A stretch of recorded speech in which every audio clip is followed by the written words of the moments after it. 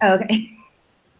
Hi, I'm Kendra Carmen, and this is Group 19's Group Study Replication Project on the effects of self-monitoring on-task behavior.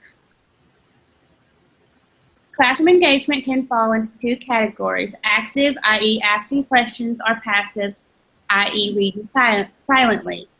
There has been emphasis in schools that student engagement is the key to academic success. This affects more than just the students with disabilities, but many students with engagement and many students struggle with engagement and on-task behavior in the classroom. Self-monitoring is a way to solve this issue. This is a solution that is maintained by the student rather than the teacher, and many studies have tested the effects of self-monitoring sheets as well as new technology to assist with self-monitoring. Self-monitoring has been proven effective using technology such as the motivator, which vibrates when interviews start and end to let the student know when to record their on-task behavior. It has been used in an iPad app called Score It, which is an app where the student and the teacher rate their on-task behavior. It has also been used using data sheets to have the students record their on-task behavior. The purpose of our study, as we are students, we can benefit from increasing our self-monitoring behavior and keep more attention to our academic tasks. This study paid particular focus on-task behavior. We can benefit from allowing ourselves to put more focus and attention in our on-task behavior when working on academic tasks, especially in today's education when students are more in the classroom and focusing more on standardized testing. Students young or old can benefit from being more motivated with staying on task and putting more focus on academic tasks. Being on task is a key component to academic success and being prepared to something like testing. Reinforcing ourselves to be on task and giving good attention to the task can lead to academic success.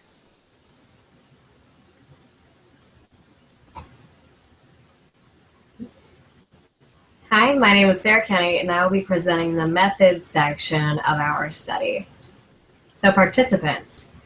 3 graduate students enrolled in online ABA master's program served as both the researchers and the participants of this study to fulfill a course requirement. Each of the 3 participants were essential contributors to the development and implementation of this study. The 3 students reside in separate states: Illinois, Indiana, and Tennessee. Settings. Sessions were conducted in 3 different settings. Settings varied between participants, but were held constant within participants. Sarah and Charlie conducted sessions in-home. Kendra conducted sessions in a public library. All participants maintained distraction-free environments. Participants took steps to hold other setting variables constant. For example, each participant conducted all sessions at the same time of day as the initial baseline session. For all participants, sessions were conducted after work on weekdays around 5 p.m. Materials. The present study utilizes 6 materials derived from Otero and Hout 2016. A baseline phase data collection form, an intervention phase data collection form, timer, a cue card indicating the condition, a visual image of the student engaging in on-task behavior, and small rewards. Both data recording forms will have a table for data entry with 20 rows and 2 columns, 1 column for on-task and the other for off-task. Both forms included instructions for conducting sessions in each phase respectively. Students will use a phone app timer with the capability of setting repeating 1-minute intervals. The cue cards will consist of 2 index cards, each with the condition labels in different colors. SM-R+ for self-monitoring with reinforcement in red, and SM-A in blue for self-monitoring alone. The image of the participant engaging in on-task behavior will consist of a 5x5 color photo of the participant engaging in on-task behavior. Reinforcers for each participant were self-selected. And now for the dependent variable and behavioral definition. The present study measures the effects of self-monitoring and differential reinforcement on the dependent variable, on-task behavior. On-task behavior will be defined using a modified definition of that used in Otero and Hout 2016. On-task behavior is any time the student is appropriately engaged with academic work related to SPCE 611. This includes, but is not limited to, reading, taking notes, making flashcards, researching, and/or writing, and includes behaviors that are not specifically anticipated, such as retrieving a notebook from a backpack. Experimental design. An alternating treatments design was used to compare the effects of the treatment conditions on rate of on-task behavior. An alternating treatment design, or ATD, allows for treatment comparison through the rapid alternation of each condition over multiple days or sessions, regardless of participant performance.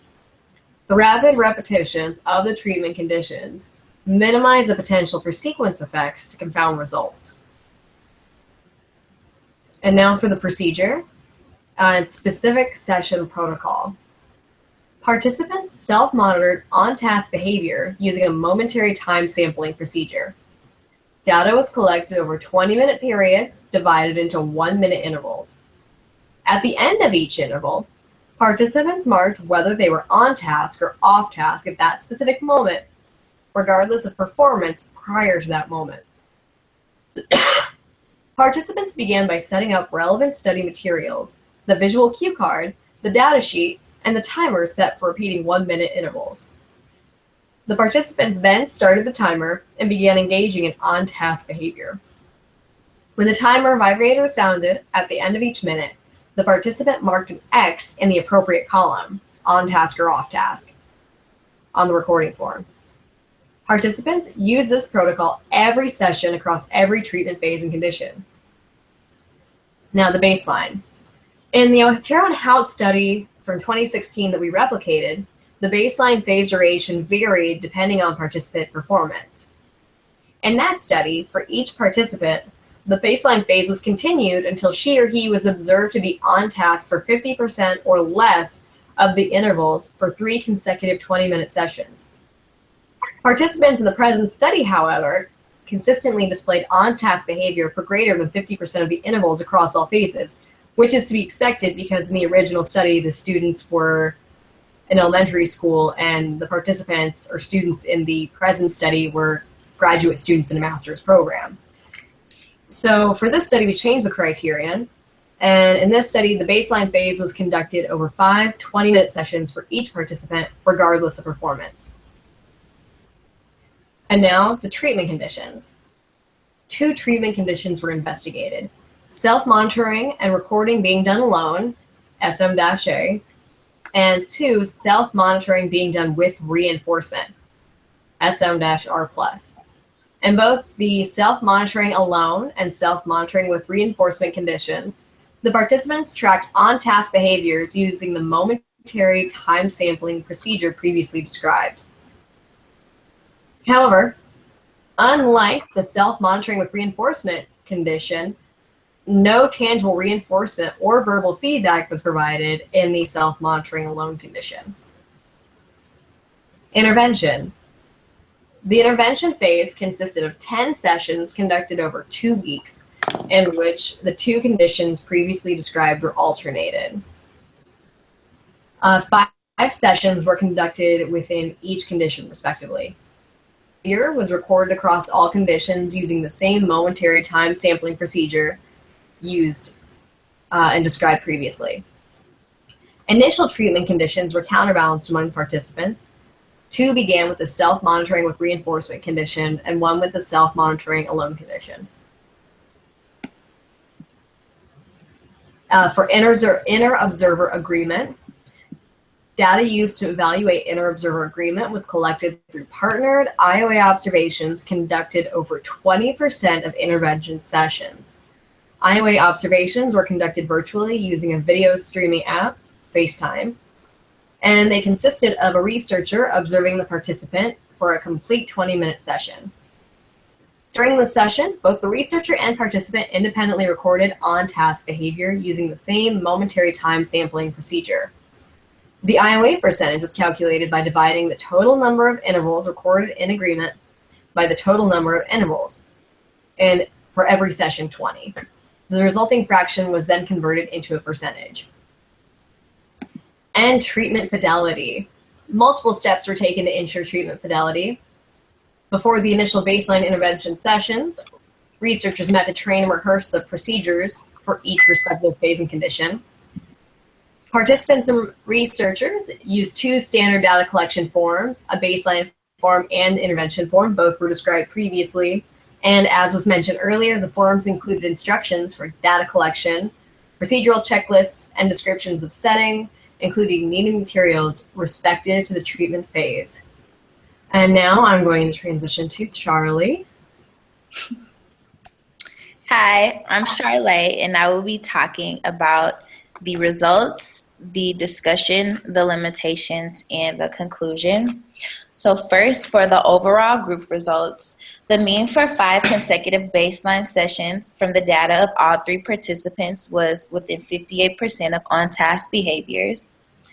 The range for the baseline data goes from 25% on task to 80% on task during the 20-minute sessions. The IOA total agreement for all 3 participants during the intervention phase for both conditions totaled at 40%. For condition 1, which is self-monitoring with reinforcement, the total mean is 68% of on-task behaviors. For condition 2, the mean is 93% of on-task behaviors during the sessions. There was one outlier and the most improvement in all of the group's data, which is Kendra's data, having the most significant improvement for both conditions, with her mean baseline going from 34% on task to 60% in condition 1 and 96% in condition 2. As a group, we conclude that overall there was no significant improvement outside of Kendra's outlier in the increase of on-task behavior with reinforcement. However, the self-awareness to being on task and the self-monitoring alone seems to increase the most. And now I will present with my individual results.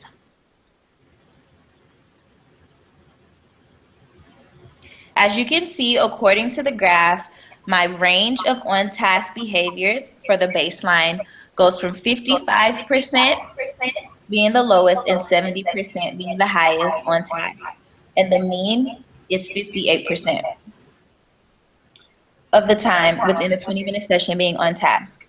For my condition 1, which is a condition with self-monitoring and reinforcement, my range of being on task is between 70 and 90% with a mean of 82% of the time on task.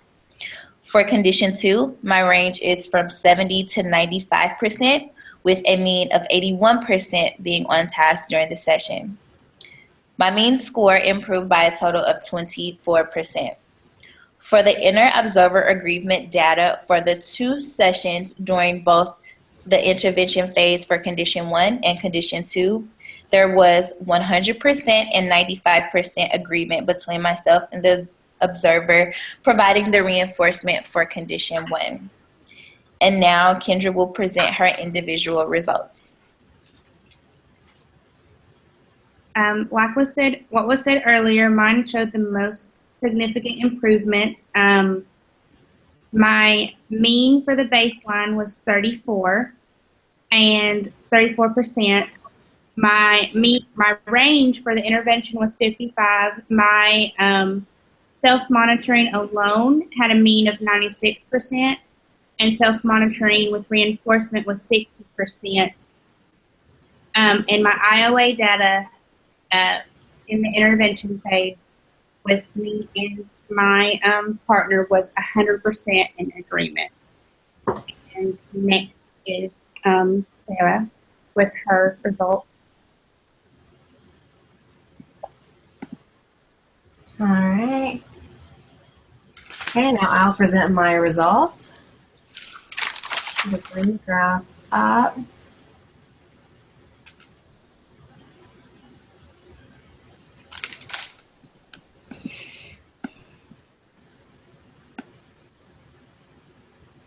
just a second here. Maybe I can show something.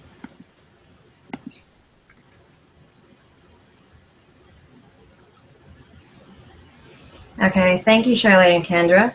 So this is the graph of my results.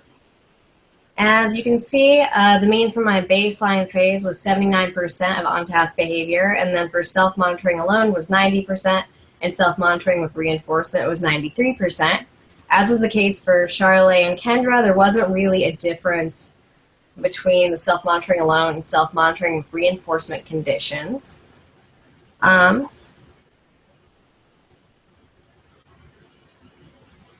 And the IOA data, for the first IOA session, we had a 95% agreement, and then for the second session, 85% agreement. So the average of IOA percentage was 90% between the two sessions we took IOA data on. And now I'm going to transition to Charlotte. Thank you, Sarah. And now I will talk about the discussion and the limitation and improvements for future study. In the current study, we extended previous research on the benefits of self-monitoring for increasing awareness or whether or not one is on task. By engaging in self-monitoring behaviors and one tracking their own occurrences, conducting inter-observer agreement sessions to compare data, and having other individuals monitor instances of occurrence. Through those, we were able to examine data across treatment assessment settings, and we were able to determine whether the method used may have an effect on increasing on-task behaviors. The results, as explained, the results of the current study show that there was an increase in awareness of the need to be on task during various academic activities or in various settings that involve the need to be focused and on task. And data was measured using momentary time sampling. In the graphs showed the correlation between the increased awareness and engagement in the target behavior. Both the baseline and intervention data were collected and displayed in the graphs, which indicated the treatment was beneficial for increasing the target behavior in condition 2. Treatment implementation was successful. However, each participant's data showed a varied level of significance. The data for the first condition, self-monitoring being done with reinforcement, showed an increase in comparison to the baseline data. However, in comparison to condition 2, self-monitoring alone, there was no true increase. In self-monitoring alone, the data reflects the most significant increase of on-task behaviors, which means by improving self-awareness, the ability to stay on task was increased. It is noted that participants were able to also choose their own reinforcer during the intervention phase of condition 2 to help motivate them to stay on task. Limitations for this study are as follows. In the current study, the utility of using momentary time sampling for self-monitoring and recording being done alone shows to be effective. However, a limitation for using this method is the potential to underestimate the participants' on-task behavior, because the participants may engage in their behavior throughout the 1-minute interval but stop at any moment during that entire interval, even right before the interval starts or stops. In true momentary time sampling, behaviors are recorded right before the end of the interval. This means there is no way for momentary time sampling to truly capture the exact estimate of each occurrence of the targeted behavior. Also, in true momentary time sampling, behaviors are tracked only at the end. A limitation with this is that the method does not explain whether or not each observer tracked instances at the end of each interval or throughout each interval. This makes it difficult to determine when exactly the behavior is beginning and ending. Another limitation of this study is being able to have full control of the environment in which the sessions were conducted. It is important to keep in mind that each participant can function in various settings and do on-task work at the same time. Since there was no direct or immediate feedback from the observer during the condition 1 phase and no opportunity to give feedback during the observation, participants were not aware at which point during their observation they were considered to be off task until the overall data was collected. There was no information given on specific instances of being off task. For example, when a participant could have been looking up at the light or the ceiling, thinking about maybe answering a question pertaining to their task, the observer could have considered that to be off task, while the observee could have considered that to still be on task. It will be beneficial to provide the participants with immediate feedback following their sessions or prior to session starting, giving them a list to consider what exactly off-task behaviors would be. Another limitation is the sample size. This study was conducted with only 3 participants. To truly identify whether or not self-monitoring alone or with reinforcement is actually effective, there will need to be a larger sample size. Lastly, the participants' level of engagement could be seen as a limitation as well. After asking participants which type of activities they chose to do during their observations, all 3 participants were engaging in homework or academic activities. If this is an undesirable task for a participant, willingness to participate could have an effect on whether or not they could truly be motivated to stay on task. For future study, it will be beneficial for the study to first make sure that there is baseline data collected during, there is IOA data collected during the baseline phase, to ensure reliability and consistency throughout the entire research study process. Also to improve reliability between the observer and the observee. Another recommendation would be to have only one participant be the observee and the other 2 be observers. This way, inter-observer reliability will be consistent between the same 2 individuals to help eliminate estimation error. When the role of each participant is consistent, there is also a greater chance of accurate results for the role due to continued practice. Another recommendation would be to take frequency data and track each instance of occurrence within the 20-minute period instead of momentary time sampling. If momentary time sampling tracking is not conducted in the correct way or at the correct time across participants, this leaves room for error and a lack of validity within the study.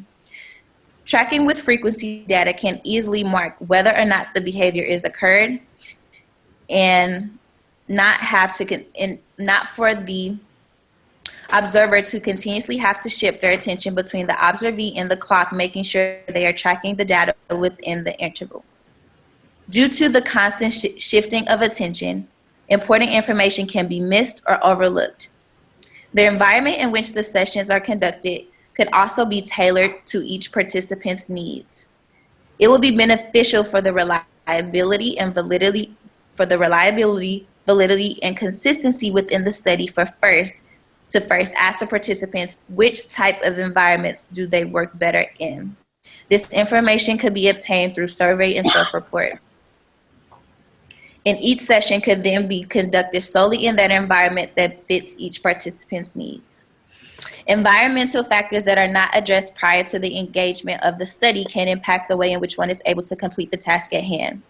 In the future, it will also be of benefit to conduct follow-up sessions with each participant after a lapse of time to see if the behaviors have truly generalized and maintained.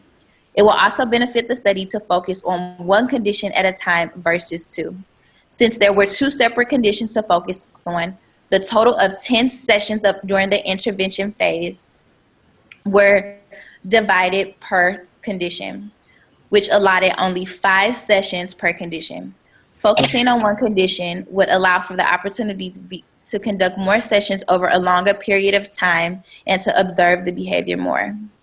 Again, as stated previously before, there was no significant improvement in comparing condition 1 to condition 2. However, in comparing both conditions to the baseline, there was. The overall data of the group concludes that there was an increase in self-awareness of on-task behaviors, but it was not attributed to reinforcement being present. Thank you.